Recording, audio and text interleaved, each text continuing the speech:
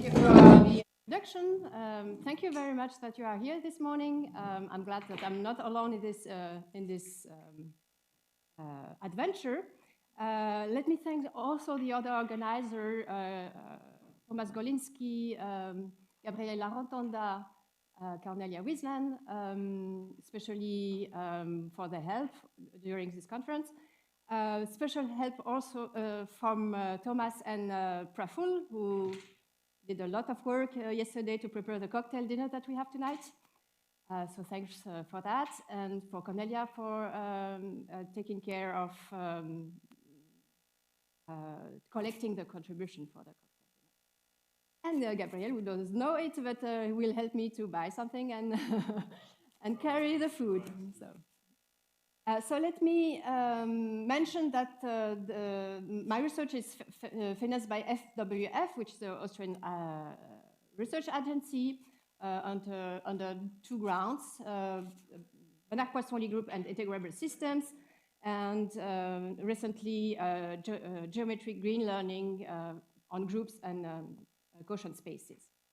And also many thanks for having us here. This Schrödinger Institute is helping a lot and make it possible that we have this thematic program for 5 weeks. So let's go to the topic of today. This is a tutorial, a crash course on the universal Teichmüller space.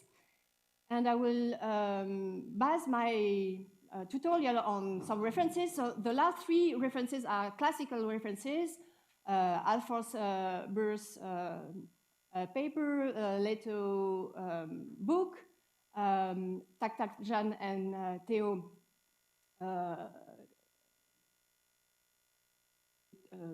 paper in Memoir of American Mathematical Society.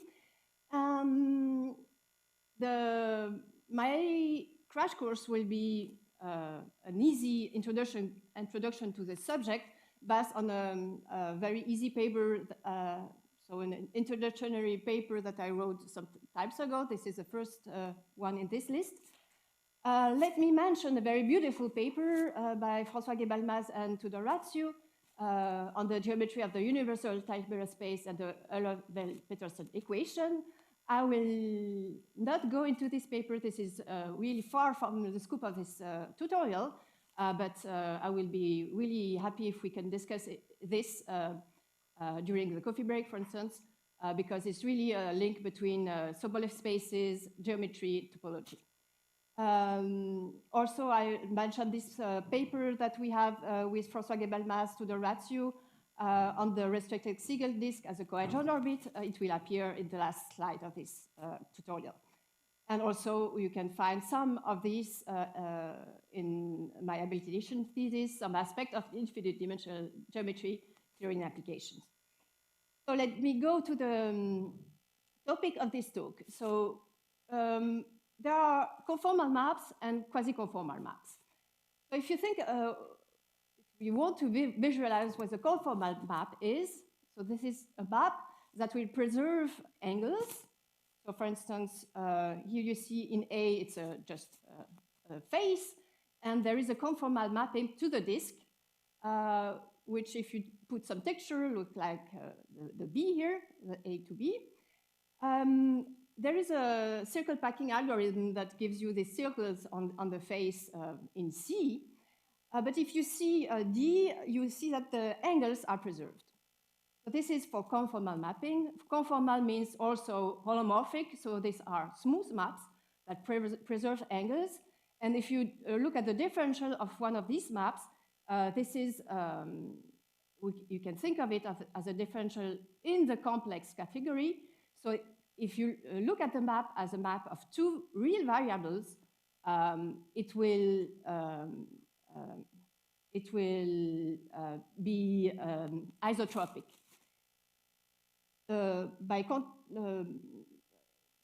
Quasi-conformal maps don't have this property to be isotropic. They will locally change circle to ellipse, and you can see it on this F. More precisely, if you look at what the differential of a quasi-conformal map is, it will change circles to ellipse, and you can make the quotient of the two great axes of the ellipse, and this will be this k here, which will be the conformal factor. So, more precisely, let me give you a definition of what a quasi-conformal map is. It is an orientation-preserving homomorphism of an open subset A in C, which admits distributional derivatives, and we use here z and z bar as coordinates. So z is x plus ey in the coordinate of the plane, and z bar x minus iy. And these two differential distribution derivatives are in L1 log. And there is a constant k, which is greater than 0 and strictly less than 1, such that the differential with respect to z bar is less or equal to k, the differential with respect to z. When the differential with respect to z bar is 0, you get a conformal map. Okay, so this is a particular case. And the conformal factor k here is 1 plus this small k over 1 minus this small k. For example, if you take the map f of z, given by alpha z plus beta z bar, again, you can write this map as a map of the two variables x and y, but here we use z and z bar instead. When the absolute value of beta is strictly less than alpha, then this map is quasi-conformal with this factor. So you can think of quasi-conformal maps as deformation of conformal maps. Yep.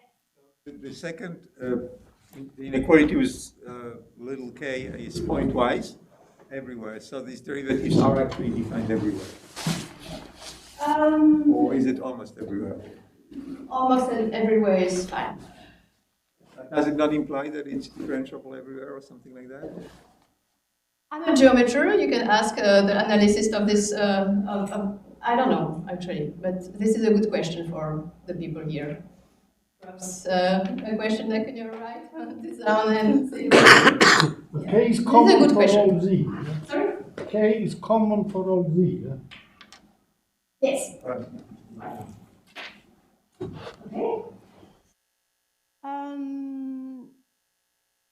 Okay, so this was the definition, and now we go to the theorem by Leto. An orientation-preserving homomorphism defined on an open set is quasi-conformal if and only if it admits this distribution derivatives, and the Beltrami equation is satisfied. This Beltrami equation is a relation between the derivative with respect to z bar and the derivative with respect to z. And the coefficient here depends on the point, mu, but mu is a bounded map, so L infinity of A with complex values, and the infinite norm of this map is strictly less than 1. So here, strictly less than 1 is really important, and it is called the Beltrami coefficient or the complex dilatation of it. We will use the notation D for the open unit disk in C, and we will restrict ourselves now that, in this case where A is this open unit disk. Again, a classical theorem from Alsfors-Bers.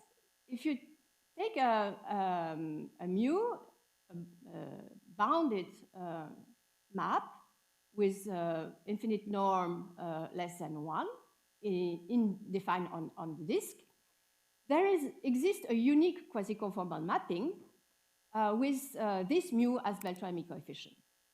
And it extends continuously to the boundary. This is very important. So we have a continuous extension to the boundary. And to make it really unique here, we fixed 3 points. It can be other 3 points, but let's say 1 minus 1 I, which are on the circle. We fix this, and then this mapping is unique.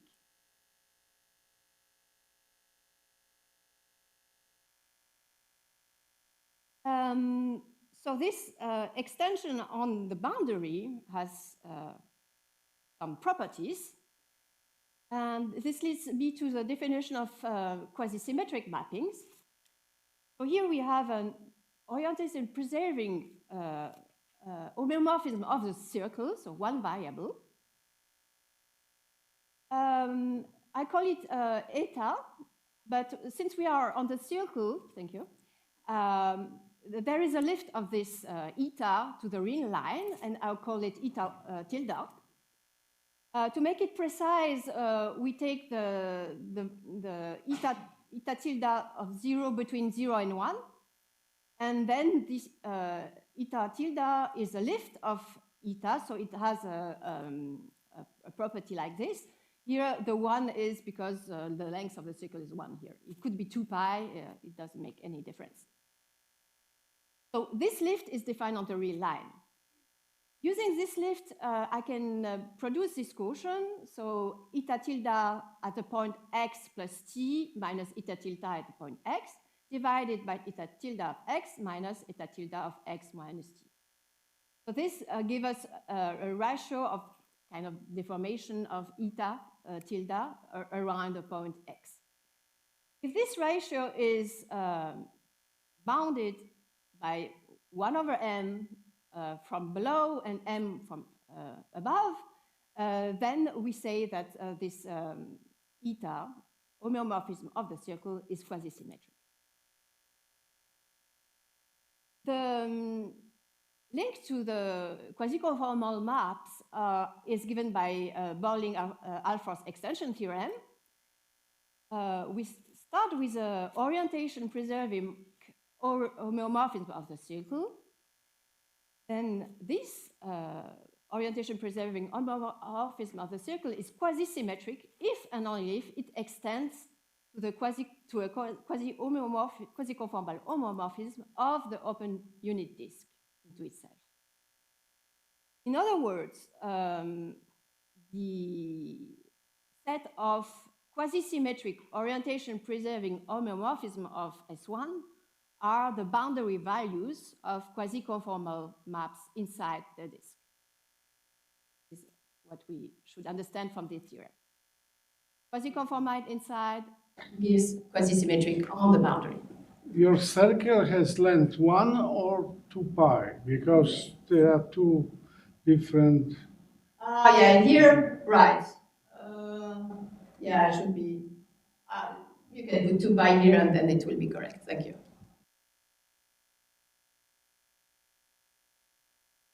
Some other questions? Okay, so let's be gone. Now we will define a space which actually will be a Banach manifold. So as a set, it will be a space built with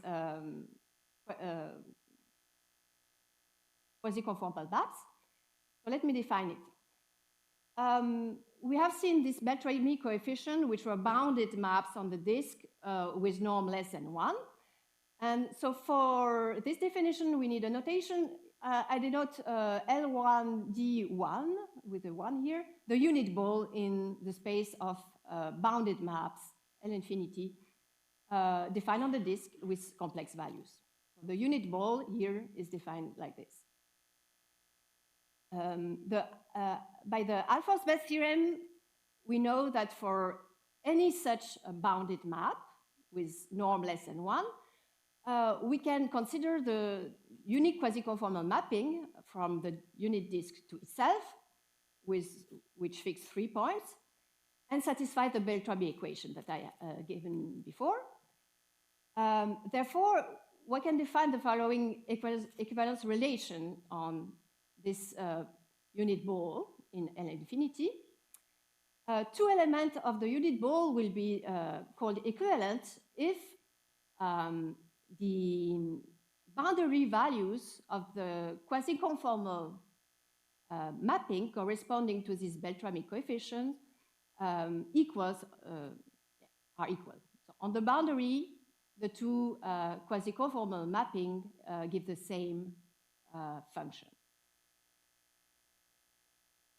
So the universal Teichmüller space is defined by this quotient. Unit mole divided by this relation. It is not trivial to show that this is indeed a Banach manifold for this, and more precisely that we have, this is a theorem by Leto, that this space T1 as a quotient space has a unique structure of complex Banach manifold such that the projection map, the quotient map, here we have a quotient by this relation, is a holomorphic submersion. So basically what is done here, we have a complex manifold structure here on this mole that goes down to the quotient. Just to understand how this kind of theorem works, we can look at the differential of this quotient map at the origin, so at 0. The Beltrami coefficient is 0.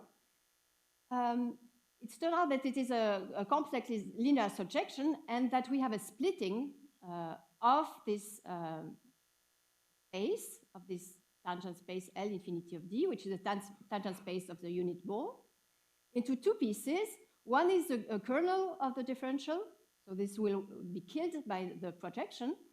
And we have a complement here, a Banach complement, which then will be used to define the manifold structure on the quotient and can be identified with a tangent space to the quotient.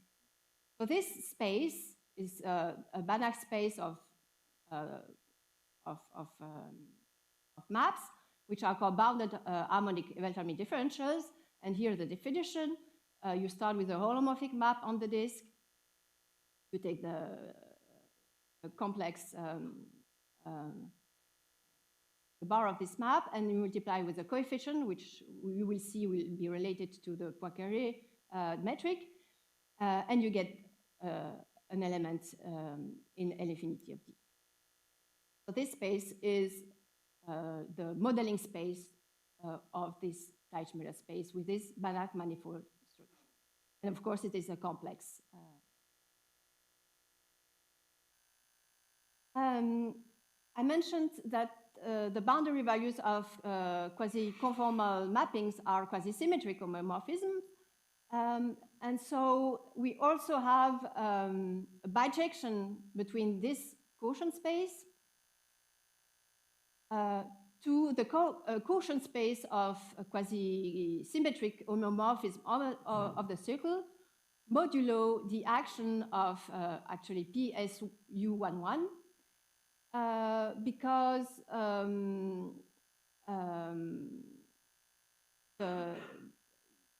so there's two different ways to see this. Either you fix 3 points, as we did before, or you look at the quotient space by this group. This group is through the Cayley transform conjugated to PSL2C, if you prefer.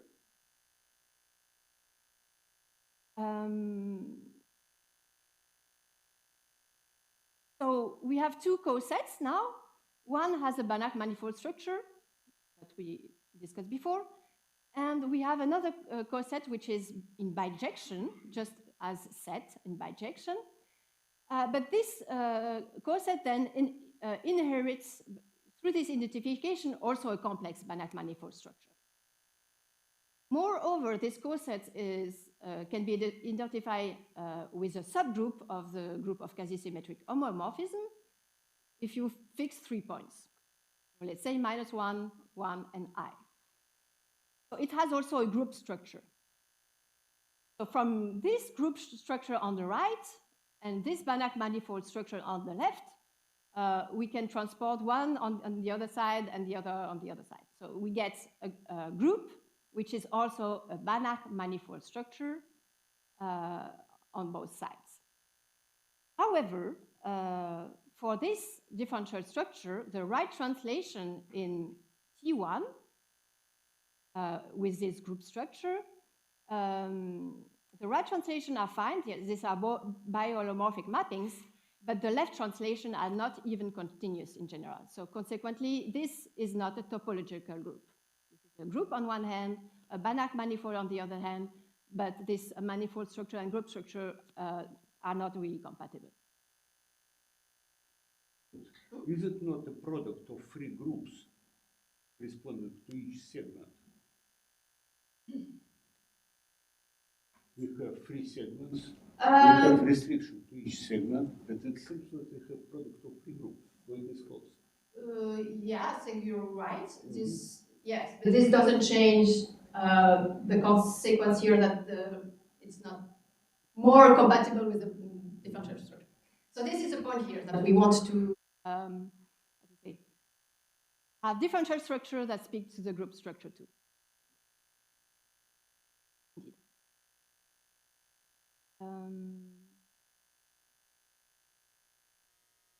Let me go on.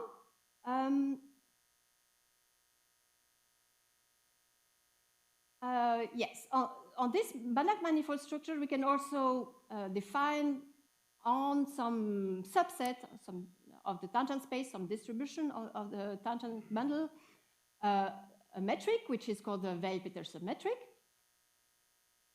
Yeah, but the problem is that it doesn't make sense on the whole tangent space. So one way to make this a bit more compatible, let's say, is through the theory of Teichmüller and Theo, who actually changed the Banach manifold structure of T1. They defined a Hilbert manifold structure on the same space, so the elements are in the same space, but the charts are different. And now the charts are mapping into a Hilbert space, which is, for instance, here is the tangent space at 0. So if you compare to what was before, this is the same expression, but now we suppose that mu is as a 2-norm bounded. So this is a Hilbert space that now will be the model space for this new Hilbert manifold structure. So more precisely here, the 2-norm is defined by the integration of the absolute value of mu with respect to the Poincaré hyperbolic metric, which is given here. So it's L2 with respect to the Poincaré metric. So yeah, so this theorem actually it starts with the idea that the Weil-Petersson metric, I will define it in one slide, was not defined on the whole tangent space. So they took the space where it was defined, which is a L2 space, a Hilbert space, and through this distribution, using this distribution, they constructed charts that allow to think of T1 as a Hilbert manifold structure. Here the Weil-Petersson metric. So it's basically the L2 pairing between two maps, mu and nu bar, with respect to the hyperbolic Poincaré metric. This is the scalar product between mu and nu. And for this Hilbert manifold structure, T1 admits uncountably many connected components. Before it was connected, now it's not connected and with uncountably many connected components. So if you want to think about it, there was a manifold structure modeled on bounded maps, and then we cut it through Hilbert spaces. We get uncountably many components. The component that will be of interest for us will be T01, and for this manifold structure, Hilbert manifold structure, this is a topological group. T1 has a linked with a Virasoro coadjoint orbit. So for those who were here the first week, we had a mini course tutorial on extension. So the Virasoro group is an extension of the group of diffeomorphism, central extension, the universal central extension of the group of diffeomorphism. And it has coadjoint orbits. One of these coadjoint orbits is this one. So the stabilizer is exactly this PSU11 that we were encountering before. And if you pull back, so diffeomorphisms are example of quasi-symmetric homeomorphism of the circle. So we have an injection like this. And if you pull back the Veil-Petersson metric from the right to the left, you can write it into this kind of form with Fourier coefficients. And you see that this is a H3 pairing. So in this sense, this connected component of the Teichmüller space with this Hilbert manifold structure can be seen as a completion of the quotient space of diffeomorphism of S1 modulo this group PSU11.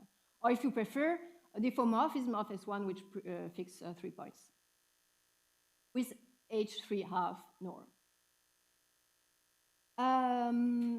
Yeah, so we have actually a Keller-Einstein-Hilbert manifold, and the Hilbert transform is the complex structure at the identity. The tangent space at the identity of T01 is the Sobolev space H3 of vector field, and modulo this PSU11, so meaning that you can forget about the Fourier coefficient of with n equals 0 and 1 and minus 1. Okay. I have 2 minutes. I hope I will do it. The Veil-Petersson metric was a emission metric. You can decompose it into a Riemannian metric and a symplectic form by simply taking the real part of it and the imaginary part. The symplectic form that you get here as an imaginary part of the scalar product coincide up to a coefficient, multiplicative coefficient, with a Kirillov-Kostansurio symplectic form obtained on the coadjoint orbit of the Bott-Virasoro group. So this is a connection with coadjoint orbit and symplectic geometry. I have 1 minute to speak about fingerprint map. If you take a Jordan curve in the plane and you denote by O and O star the two connected components of the complement to this curve, then the Riemann mapping theorem gives you two conformal maps, one from the disk to the interior, or the bounded component, and the other one from the outside of the unit disk to the outside of the Jordan curve. Both conformal maps extend to a homomorphism between the closure, and you can form a map, which is called a conformal welding, by composing one of these with the inverse of the other, and this one. A remark that not every homomorphism of the circle is a conformal mapping. Not every homomorphism can be written like this. But quasi-symmetric homomorphisms are conformal mapping, so have this kind of decomposition. And if you map S1 through one of these maps, G or F, you will get what is called a quasi-circle associated to the symmetric homomorphism you started with.